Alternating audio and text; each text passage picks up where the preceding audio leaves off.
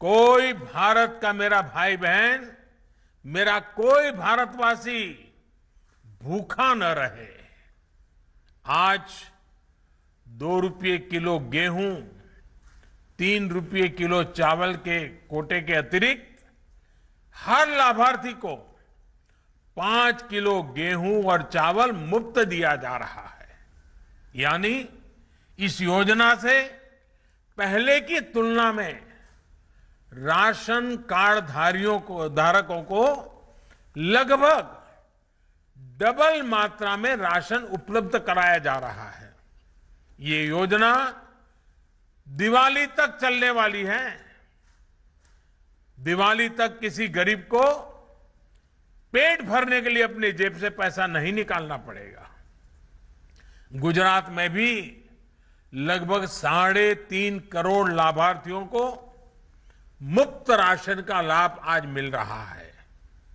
मैं गुजरात सरकार की इस बात के लिए भी प्रशंसा करूंगा कि उसने देश के दूसरे हिस्सों से अपने यहां काम करने वाले श्रमिकों को भी प्राथमिकता दी।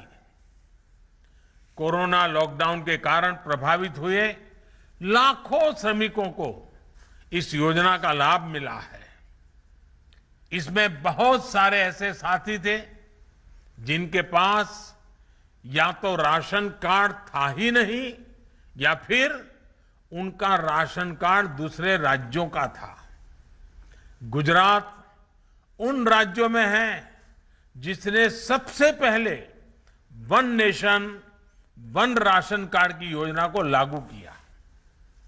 One nation one ration card का लाभ गुजरात के लाखों श्रमिक साथियों को हो रहा है। भाइयों और बहनों, एक दौर था जब देश में विकास की बात केवल बड़े शहरों तक ही सीमित होती थी। वहां भी विकास का मतलब बस इतना ही होता था कि खास खास इलाकों में बड़े बड़े फ्लाईओवर बन जाएं, सड़कें बन जाएं, मेट्रो बन जाए, यानी गांवों कस्बों से दूर और हमारे घर के बाहर जो काम होता था, जिसका सामान्य मानवी से लेना देना नहीं था, उसे विकास माना गया। बीते वर्षों में देश ने इस सोच को बदला है। आज देश दोनों दिशाओं में काम करना, 2 पटरी पर चलना चाहता है। देश को नए इंफ्रास्ट्रक्चर की भी जरूरत है। इंफ्रास्ट्रक्चर पर भी लाखों करोड़ों खर्च हो रहा है, उससे लोगों को रोजगार भी मिल रहा है, लेकिन साथ ही सामान्य मानवी के जीवन की गुणवत्ता सुधारने के लिए, ईज ऑफ लिविंग के लिए नए मानदंड भी स्थापित कर रहे हैं।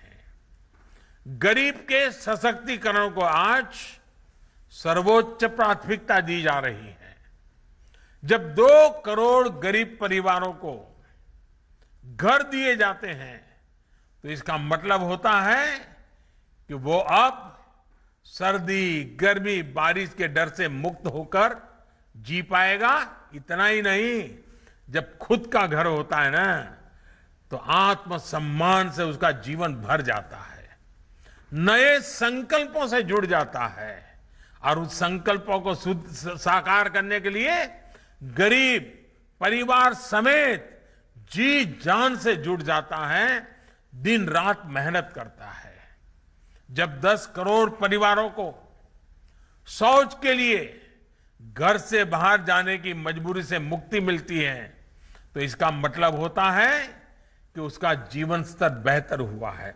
वो पहले सोचता था कि सुखी परिवारों के घर में ही टॉयलेट होता है, शौचालय उन्हीं के घर में होता है, गरीब को तो बेचारे को अंधेरे का इंतजार करना पड़ता है, खुले में जाना पड़ता है।